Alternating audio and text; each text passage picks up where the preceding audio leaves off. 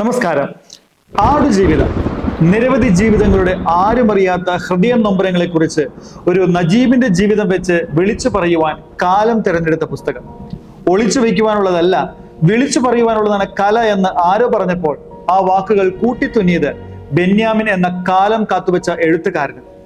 മലയാളക്കരയിലെ അനേകായിരം പ്രവാസികളുടെ ഹൃദയ നൊമ്പരങ്ങളുടെ നെരിപ്പോട് കത്തിക്കാൻ ഈ നോവലിനായി എന്നതാണ് കാലം കാത്തുവെച്ച കാവ്യനീതി. ഞാൻ ലിൻസൺ ബി, MG യൂണിവേഴ്സിറ്റിയുടെ കീഴിലുള്ള സെയിന്റ് തോമസ് കോളേജ് ഓഫ് കമ്മ്യൂണിക്കേഷനിൽ സിനിമ ആൻഡ് ടെലിവിഷൻ എന്ന വിഷയത്തിൽ PG ചെയ്യുന്നു. അഭിനയ കലയുമായി ബന്ധപ്പെട്ട വിഷയാവതരണത്തിൽ ഞാൻ തിരഞ്ഞെടുത്ത പുസ്തകം മലയാള ഭാഷയിൽ ഇടക്കാലം കൊണ്ട് ഏറെ ശ്രദ്ധ നേടിയ ബെന്യാമിൻ എന്ന എഴുത്തുകാരന്റെ ആടുജീവിതം എന്ന നോവലും അതിലെ പ്രധാന വേഷങ്ങളിലായി എന്നെ സ്വാധീനിച്ച നജീബ്, ഹക്കീം എന്നീ രണ്ട് വ്യക്തികളെയുമാണ്. നാം അനുഭവിക്കാത്ത ജീവിതങ്ങളൊക്കെ നമുക്ക് വെറും കെട്ടുകഥകൾ മാത്രമാണ് എന്ന മുഖവരിയോടെ തുടങ്ങുന്ന ആടുജീവിതം എന്ന നോവൽ എഴുതിയിട്ട് നീണ്ട 16 വർഷങ്ങൾ കഴിഞ്ഞു.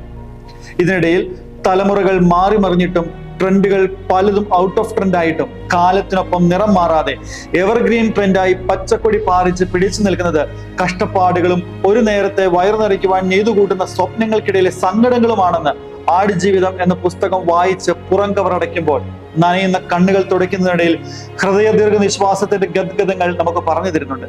അതെ, ആടുജീവിതത്തിന് ആടിത്തീർക്കുന്ന പലരുടെയും ജീവിതത്തിന്റെ ഗന്ധമുള്ളത് കൊണ്ടാണ്, മലയാളിയുടെ മണമുള്ളത് കൊണ്ടാണ്, ഒപ്പം ബെന്യാമിൻ നജീബ് മുഹമ്മദ് എന്ന ആറാട്ടുപുഴക്കാരന്റെ ജീവിതം വച്ച് എഴുതിയതിന് ഒരു വലിയ സത്യമുള്ളത് കൊണ്ടാണ് കഥ കാര്യമായത്, ഇന്ന് സിനിമയായത്, കാലം അവാർഡുകൾ കൊണ്ട് ബഹുമാനിക്കുന്നത്.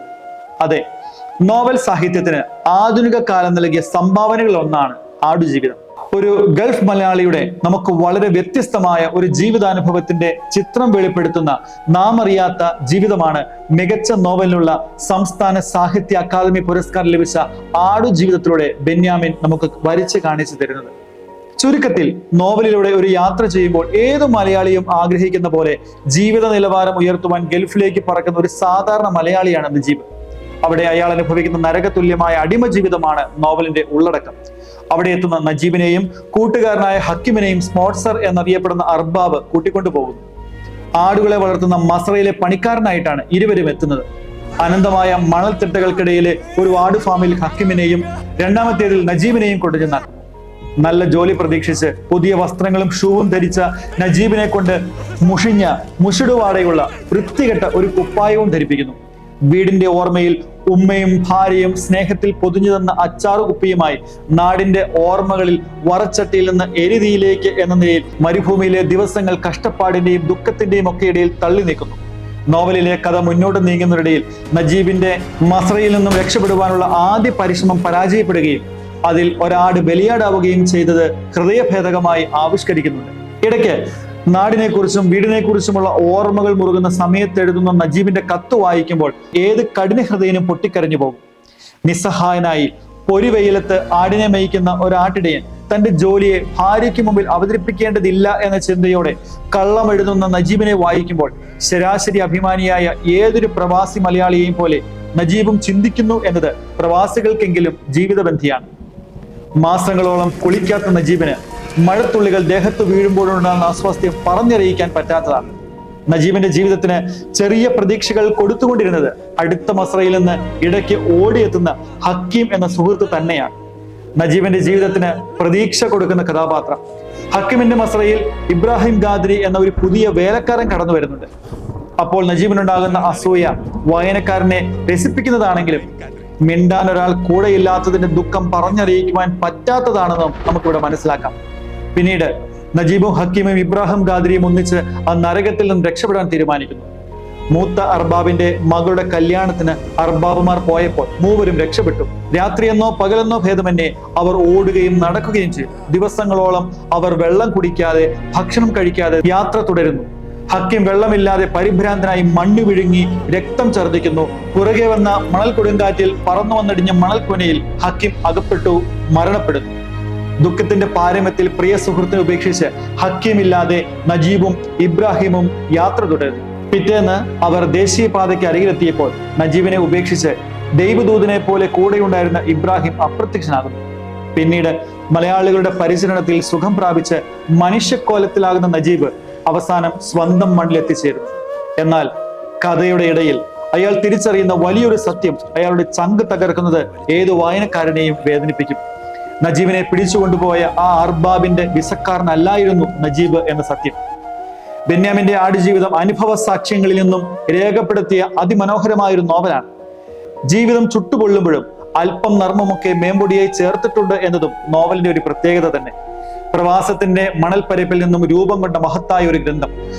ഒരു ഗൾഫ് മലയാളിയുടെ അനുഭവ പ്രസക്തമായ ജീവിതം എന്നതിലുപരി സമൂഹത്തിലെ അടിമത്തത്തിനെതിരായുള്ള ഒരു സന്ദേശം കൂടി ഉൾക്കൊള്ളുന്നതിലാണ് ആടുജീവിതത്തിന് ഇത്രയേറെ സമകാലിക പ്രസക്തി കൊണ്ടുവന്നു കൊടുക്കുന്നത്. ഇത് നജീബിന്റെ കഥയല്ല, ജീവിതമാണ്. ആടുജീവിതം എന്ന പിൻകുറിപ്പ് ചേർത്ത് ബെന്യാമിൻ നോവലിനെ തിരശ്ശീലയിടുമ്പോൾ മനസ്സിൽ തെളിയുന്നത് രണ്ട് വ്യക്തിത്വങ്ങളാണ്. ഒന്നാമത്തേത് നജീബ്, രണ്ടാമത്തേത് ഹക്കീം. നജീബ് ഒരു തനി മലയാളിയുടെ സ്വപ്നത്തിന്റെ പ്രതീകമാണ്. മലയാളി എന്ന നിലയിൽ ജീവിതം കരകയറ്റാനുള്ള ആഗ്രഹങ്ങളെല്ലാം തന്നെ നജീബിൽ നിഴലിക്കുന്നുണ്ട്. നജീബിന്റെ കഥാപാത്ര സ്വഭാവത്തെ അവലോകനം ചെയ്യുമ്പോൾ കുടുംബത്തെക്കുറിച്ച് ചിന്തിക്കുന്ന ഉത്തരവാദിത്വ ബോധമുള്ള ഒരു മനുഷ്യനെ നമുക്ക് നജീബിൽ കാണാം. പിന്നീട് പ്രതീക്ഷകളിൽ നിന്ന് തകർച്ചയിലേക്ക് മാറിമറിയുന്ന നജീബിന്റെ ജീവിതത്തിൽ നിഷ്കളങ്കമായ ഗ്രാമീണ പ്രകൃതത്തിൽ നിന്ന് വൃത്തിഹീനമായ സാഹചര്യങ്ങളും പീഡനങ്ങളും ആടുകളുടെ കൂടെയുള്ള ഉറക്കവും എല്ലാം ആദ്യം ഞെട്ടിക്കുന്നുണ്ടെങ്കിലും പിന്നീട് അവയുമായി താരതമ്യപ്പെടുന്ന ഒരു മാറ്റം നജീബിൽ നമുക്ക് കാണാൻ സാധിക്കും. പ്രതികൂല സാഹചര്യങ്ങളിലും ഭീകരമായ ഒറ്റപ്പെടലിലും ക്രൂരതകളിലും നിരാശയിലേക്ക് അയാൾ വീണുപോകുമെന്ന് തോന്നുമെങ്കിലും വീടുമായി ബന്ധിപ്പിച്ചു വച്ചിരിക്കുന്ന നജീബിന്റെ ജീവിതത്തെ ബന്ധങ്ങളുടെ വികാരങ്ങൾ കോർത്തിണക്കിക്കൊണ്ട് അതിജീവനത്തിന്റെ ആവശ്യകത നജീബിന്റെ സ്വഭാവ പ്രകൃതത്തിലൂടെ നമുക്ക് പറഞ്ഞു തരുന്നുണ്ട്. ജീവിത കാഠിന്യം ഏറുന്നതനുസരിച്ച് അയാളിൽ മാറ്റങ്ങൾ നടക്കുന്നുണ്ടെങ്കിലും അത് അയാളെ കൂടുതൽ ശക്തനും ദൃഢനിശ്ചയമുള്ളവനും കൂടുതൽ മാനുഷിക മൂല്യങ്ങൾ നിറഞ്ഞവനുമാക്കി മാറ്റുകയാണ് ചെയ്യുന്നത്. എല്ലാത്തിനുമുപരി കുടുംബമാണ് തന്റെ വീക്ക്നെസ് എന്ന് പ്രതിസന്ധികളോട് പൊരുതുമ്പോൾ അയാൾ കാത്തു സൂക്ഷിക്കുന്ന ആ അച്ചാറ് കുപ്പി നമുക്ക് എപ്പോഴും കാണിച്ചു തരുന്നുണ്ട്. അതാണ് അയാൾക്ക് എന്നും രക്ഷപ്പെടും എന്ന ഒരു പ്രതീക്ഷ കൊടുത്തുകൊണ്ടിരുന്നത്. ഇനി ഹക്കീം, ജ്ഞാനിയും അനുഭവ സമ്പന്നനും സഹോദര സ്നേഹമുള്ളവനുമായ ഒരു വ്യക്തി എന്ന നിലയിൽ ഹക്കീം അവതരിപ്പിക്കുന്ന കഥാപാത്രം നോവലിനെയും ഒപ്പം നായകന്റെ ജീവിതത്തെയും വിവരിക്കുന്നതിൽ നിർണായകമായ പങ്ക് വഹിക്കുന്നുണ്ട്.